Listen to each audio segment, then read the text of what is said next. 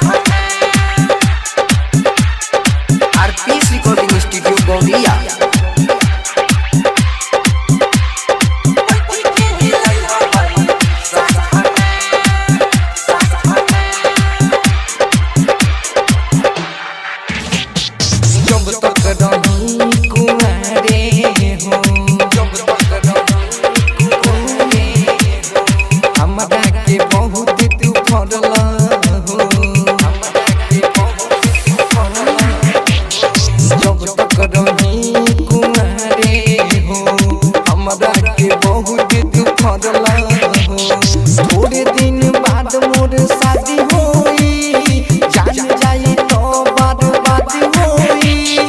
एक दू दिन तू और ये राजा आज हम मिले रात में, अरे आज हम मिले रात में।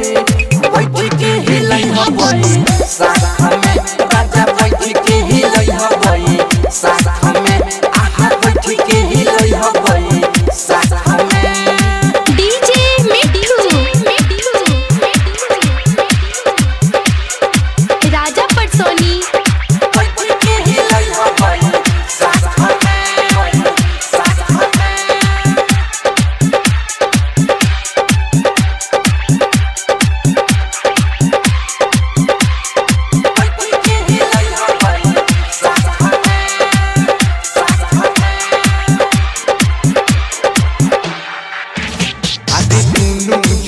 मोरा झूल गई,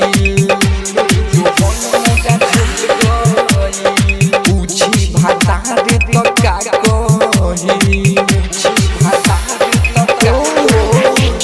दोनों जो मन मोरा झूल गई, पूछी भातारे तो